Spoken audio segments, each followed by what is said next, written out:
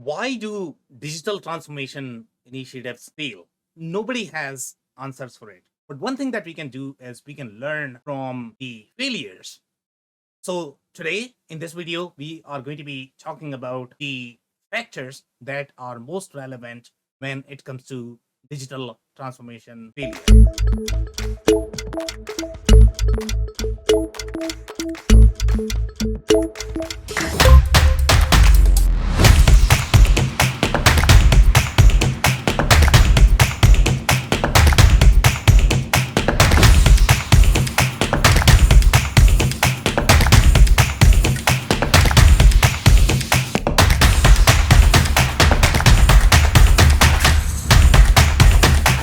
Hello, everyone. My name is Sam Gupta, and I am principal at Elevate IQ. Elevate IQ is the independent ERP and digital transformation consulting firm. We help our clients with ERP selection, contract negotiation, business process re engineering, as well as ERP implementation. To compile this list, we have conducted interviews with 200 executives, and we are regularly updating the list based on the learnings that we are getting through our engagements. And this list is a result of that. So let's dive into the list.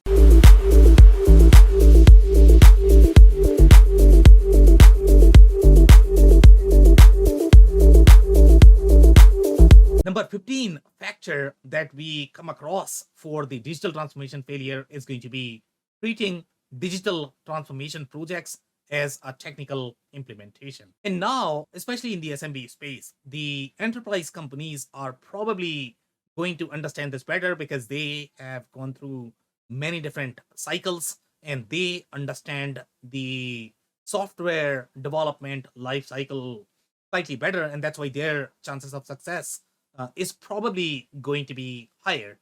But when you are going to be treating the digital transformation projects, and even though it is called digital transformation projects, these are not meant to be your IT projects. These are the projects that are going to have direct impact on your operations as well as processes. If you fail with them, you might have significant operational disruptions, and some of these operational disruptions could be not able to cut your sales orders or not able to cut your invoices. It could be as bad as that. So that's why it is very important to engage your users from the day one and treat this as more of the business transformation projects. Even if you are going to be coding it as the technical project, you might realize that nobody might use the systems at all and they might go back to doing their processes in the spreadsheet, and then you are not going to have the quality data that you need for the informed decision making for your business. And that's why it's really a bad idea, and that's why this is really a factor for the digital transformation failure.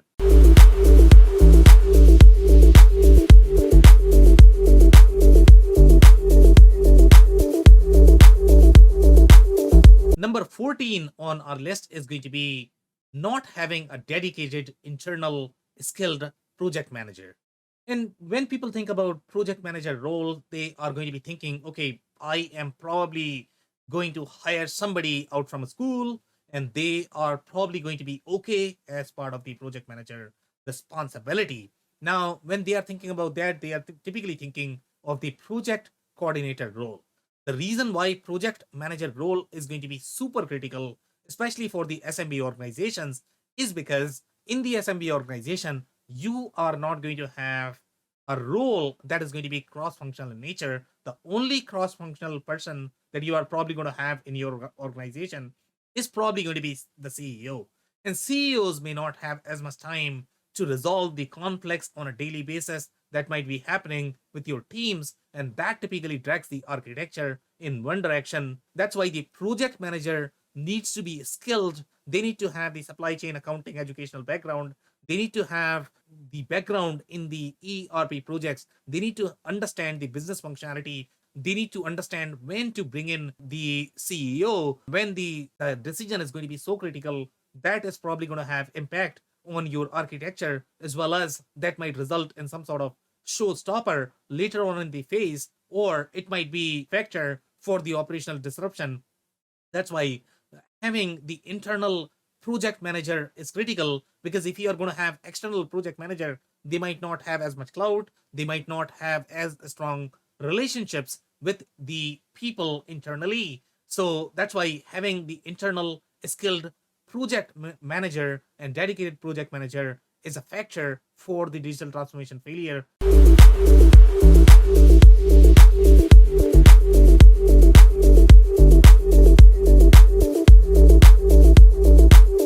Number 13 is going to be uncontrollable issues.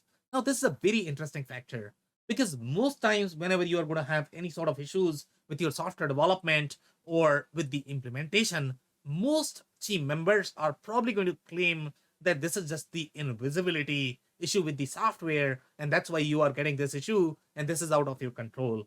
While there are always going to be issues that are going to be uncontrollable, but for the most part, if you are going to be hiring the expert consultants, they have seen all of these issues. They can foresee a lot of different things that you are probably going to get when you are going to be utilizing an inexperienced team. That's the reason why uncontrollable issues are going to be a factor for the digital transformation failure.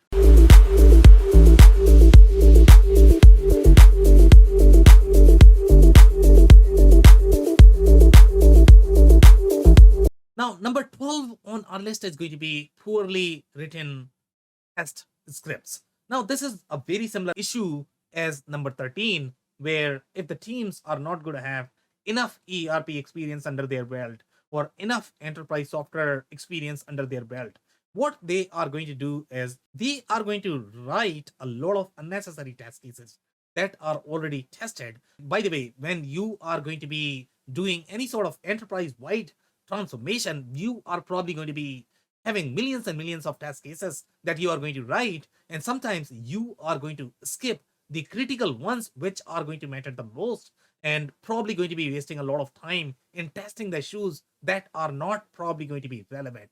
So it is very important to get that expertise, and that's why the ERP implementation expertise matter a lot when anybody is going to be part of the ERP implementation team, regardless of their role, whether they are doing the business analysis or doing testing or doing just the project management. The ERP experience is still going to be very critical. And if you hire the experienced people, they are typically going to design your test scripts so that you are not going to get any sort of surprises later on. Their testing strategy is going to be superior. The users are going to be motivated in testing them as well, because they will be able to relate why the testing is important. And if you have the inexperienced people, then they are probably going to be writing really poor test cases. And that's why this is an issue for the digital transformation engagements in 2023.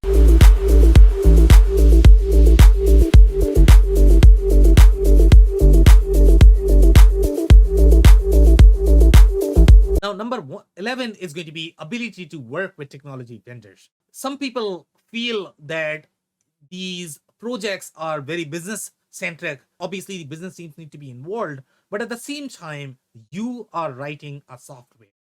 And the software development lifecycle expertise is going to be super critical. When you are going to be writing a plan, when you are going to be writing the requirements from the business perspective, if the developers cannot really understand what those mean, or they don't appreciate what business is trying to communicate, so what they are going to do is they are going to translate the requirements as per their convenience, and there is going to be a disconnect between what is sitting inside your code versus what you are trying to communicate from your vision perspective.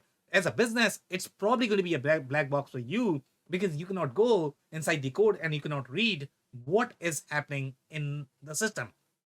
So that's why it is very important to have that layer that is capable of balancing the business and technology. They are capable of performing the code reviews, and they can understand the business issues at a deeper level. They can communicate with your business teams. So again, even if you are not doing custom development, this particular skill set where you are going to be translating the vision in the technology feasible manner, and you are going to be speaking their language, and if you cannot do that, then it's very likely that you are probably going to encounter the digital transformation failure. And that's why ability to work with technology vendors is an issue for 2023.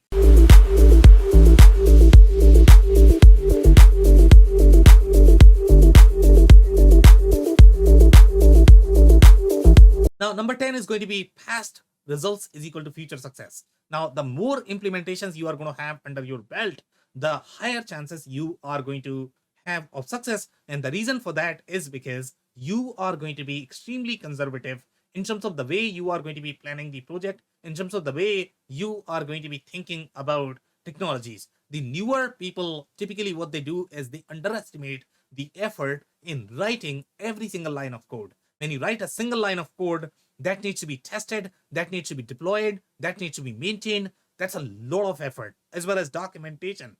And most newer people, they just underestimate. They are probably going to skip the documentation, and that is probably going to have the maintenance issues later on.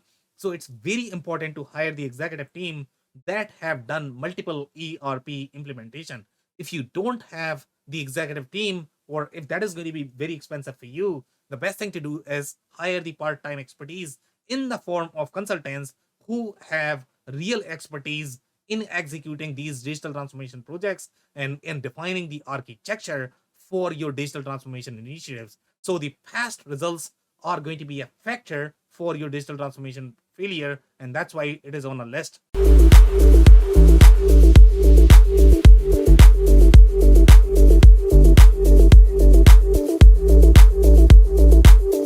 Number 9 is going to be system selection gone wrong.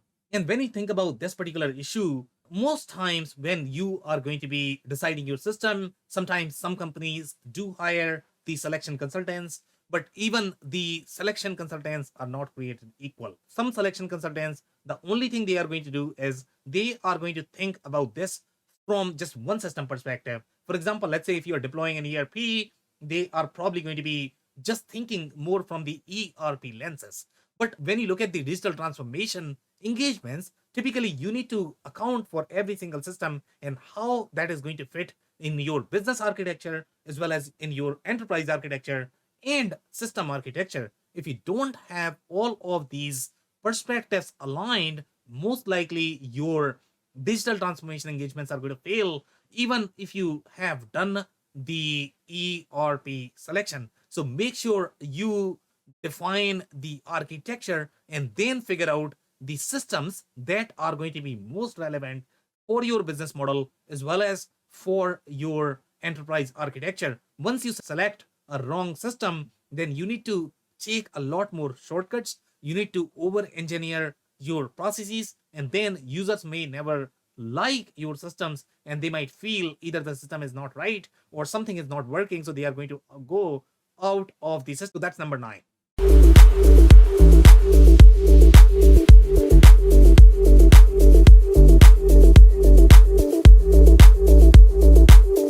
Now, number 8 is going to be poor governance of master data. A lot of people talk about master data, but they don't really understand how master data really works in the operational architecture. When you are thinking about this in the analytical system, the master data is going to have a different impact. But when you are talking about the transactional system, the master data becomes critical. That is going to drive whether your system architecture is going to work or not. And typically, your master data is going to be the shared data that is the foundational for your information architecture. This is going to be your customer master, the bombs. This is going to be your the vendor master. These are the business objects that every department in your company is going to be using. And when you are going to have duplicate data, it becomes very hard to reconcile where you might have the master data. And that's why the centralized master data management strategy and designing those interaction flow, how the information is going to go from one system to the next, what is going to be impact for the master data, who is going to have authority to add the customers or vendors. Sometimes you are going to let it loose and you're going to feel that, you know what, anybody can create the customer or vendor. But typically, sometimes when you are going to give that kind of freedom, that could even trigger re-implementation of the ERP. And if you are switching from simpler systems that are not going to have as much tight data integrity, for example, QuickBooks or any other siloed systems, they are typically not designed for as tight data integrity. So you might not feel as much pain when you were on those systems, but the pain is going to be far higher with the ERP because of the data integrity. So make sure you have really good governance of master data, and that's the reason why this factor is on our list at number 8.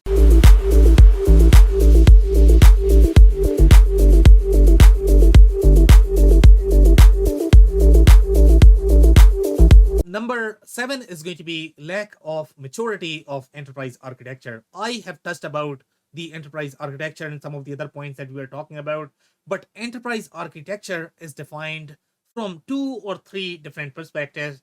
When people think of enterprise architecture, they are thinking this probably some sort of IT concept, system concept, but enterprise architecture is your business model. It is your business architecture. That is the foundation for all other perspectives that you are going to have. So typically for the enterprise architecture, that is going to have 4 different perspectives. Number 1 is going to be your business architecture. Number 2 is going to be your process architecture. Number 3 is going to be your information architecture. The 4th, which is probably the least important, is going to be your system architecture. So unless you have your business architecture aligned, and that is going to be in the system agnostic fashion as well as the vendor agnostic fashion, then you need to define your processes in the ERPized manner. If you don't have that, then you are going to be over engineering your systems, and that is probably going to result in your digital transformation failure. And then the information architecture, that sort of ties in with your master data strategy that you need to have when you have multiple systems in your architecture. And then finally, you have to have the system architecture as well. Some people think that when they are buying ERP, if there are going to be only the ERP add-ons, then you probably don't need to worry about enterprise architecture. But even if you are using add-ons, if they have their own data store, typically your enterprise architecture is probably going to be critical unless they are completely pre-integrated and they are aligned with the way you are executing your business processes, which is very rare. So it might not be an issue, but for not defining the enterprise architecture, not putting that on a piece of paper is definitely going to have issues with the digital transformation. And that's the reason why it is a factor.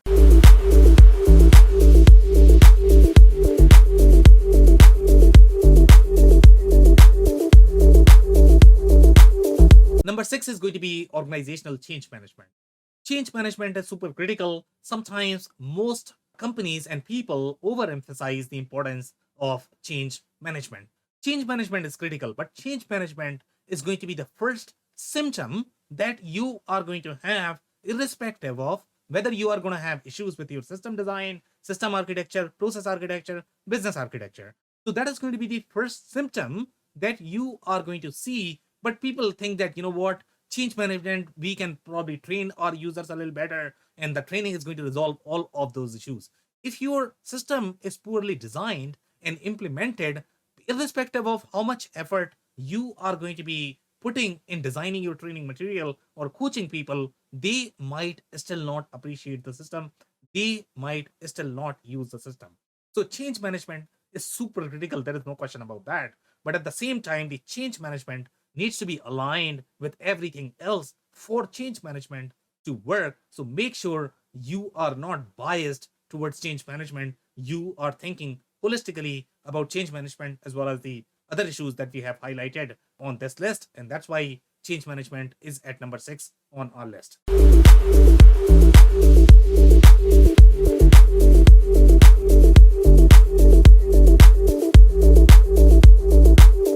Now, number 5 is going to be usage of too many poorly written bolt-ons. A lot of people underestimate how much bolt-ons can cause problems. If you are going to be speaking with any of the ERP salespeople or best of breed salespeople, they are going to have pitches such as, we have no code, low code, we have APIs, there's not going to be any problem, and you can utilize the bolt-on. And sometimes they are even going to claim this. Let's say if you are using any of the systems such as NetSuite or SAP Business One, that the add-ons are completely written in the programming language that SAP is recommending or Oracle is recommending. Sure, SAP or Oracle are going to provide the framework, but typically the way bolt-ons work is they are not planning this together. They are planning these bolt-ons in isolation. They might have overlap in terms of their table structure, data structure, code structure. And by the way, they have never tested them together. So you don't know whether these bolt-ons are going to work together or not. Even if each of the bolt-ons may work standalone, you might still have issues when you are going to be having them together. Your preference should always be to get as much functionality as possible as part of the OEM provided code, because you know for a fact that OEMs must have tested. In some cases, even that strategy may fire back, because even OEMs are acquiring these best of breed tools and they are trying to integrate using their technologies and tools. So even that requires a lot of research in terms of whether they are going to have the same documentation that your core product is going to have. So again, the bolt-ons are going to be a factor, and you need to pay very close attention to what kind of bolt-ons are we talking about, what is their quality, and whether they are going to be playing along with the other components that you might have in your architecture. And you need to treat your bolt-ons as your component for your enterprise architecture. And that's the reason why this is at number 5 on our list.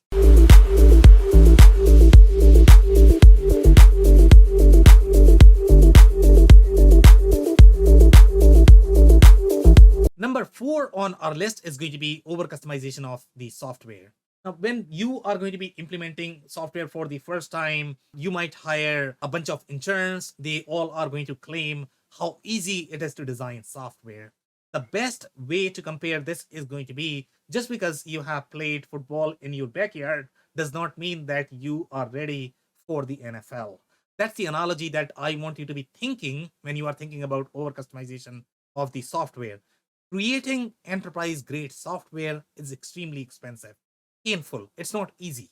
Okay. Anytime you are going to have any code that you are going to own, or you are over customize the software, that will always fire back. So before you over customize your software, think, why do you need to do that?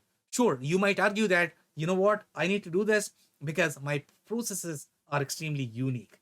In most cases, those processes are going to be the result of shortcomings of either underlying systems, or it could be the over engineering of one of the processes or the departments. So what you need to do is you need to take a step back and you need to figure out, do I really need this customization? If you're not able to fit your business with one of the mainstream ERP systems, in most cases, the problem is with your business, not really with the software. So make sure you are simplifying, streamlining your business first before you implement an ERP. And even if you are able to over customize the software or create a custom solution, that will not work for you. It's very rare that it is going to work, because if you don't have the sophistication with the business process re-engineering, the process re-engineering, it's very likely that you probably don't have experience with the software development lifecycle either. And in most cases, that probably is going to fire back. And that's why it is listed as the factor for the digital transformation failure for 2023.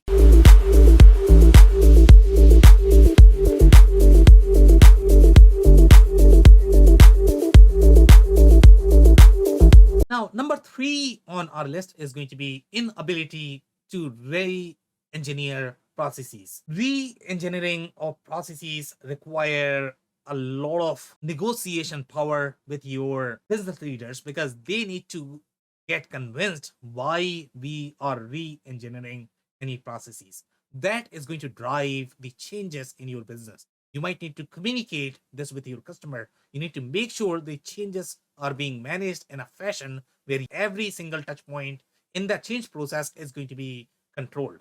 Now, when you are going to be re-engineering your processes, you need to understand different systems. Unless you understand at a deep level how each of the ERP solutions work in the market, what is going to be their differentiation, how each of the solutions that we have in the market compare, and how they fit in the enterprise architecture, it's going to be very hard for you to re-engineer the processes. And unless you do that, your system is probably going to result in the over customized software, over bloated. You are going to have change management issues. So it is very critical to re-engineer and at least think and design your processes on a piece of paper. Even if you don't require any sort of re-engineering, you still need to draw it out and make sure that you are going to be covered and you don't have any sort of processes that are just one off. And you need to be questioning why they are one off. And that's why a lot of system implementation fail, because they skip the step of the re-engineering of processes, and that's why it's at number 3 on our list.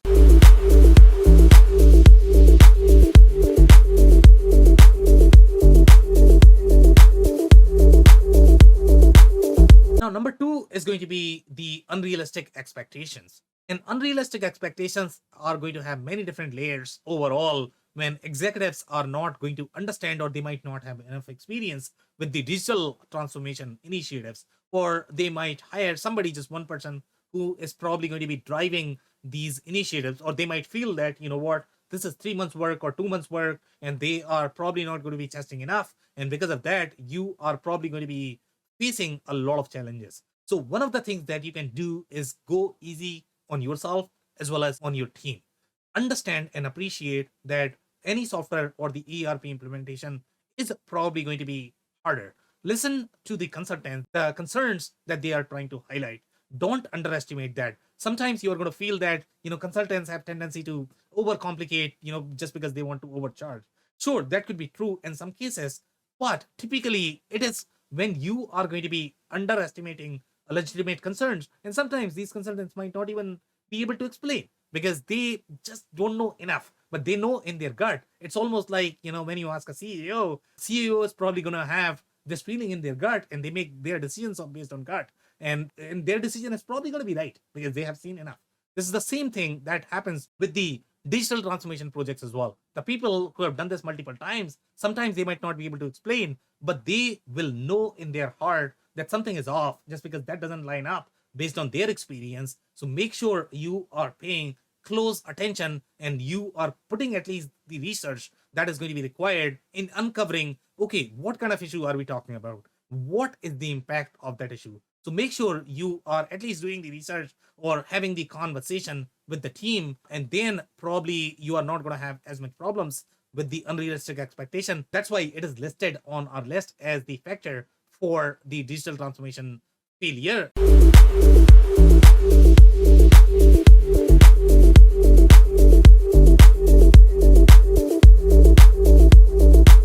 Number 1 is going to be misalignment in scope. And unrealistic expectations as well as misalignment in its scope are probably tied together. Now, when you are going to get into any enterprise-wide transformation projects, there are always going to be misalignment.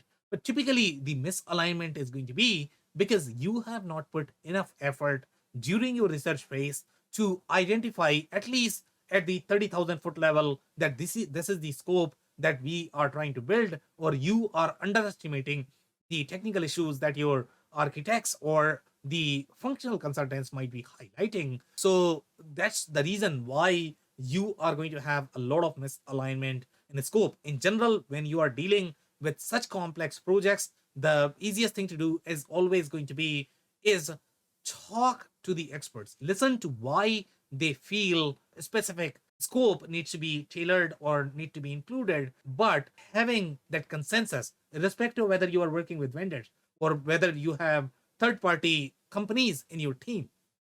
One thing that you need to do is you need to make sure everybody is going to be comfortable in the team. If anybody is not going to be comfortable in the team, most likely they are not going to be voicing their concern, and most likely you are going to have misalignment in scope. And that is probably the number 1 factor why digital transformation initiatives fail. If you enjoyed this video, make sure you check the link that we are going to include as part of this video. That is going to have a lot more details about these issues so that you can prepare for your digital transformation. We also have the audio version of the podcast that you can check on Apple, Google, as well as Spotify. You can subscribe there for our podcast, as well as if you have not checked our digital transformation report for 2023, it provides the complete recipe that you are going to be needing for your digital transformation engagement in 2023. Also, don't forget to subscribe on YouTube so that you don't miss any of the videos that we are going to be publishing in the future. On that note, thank you so much for tuning in. I'll see you in the next one.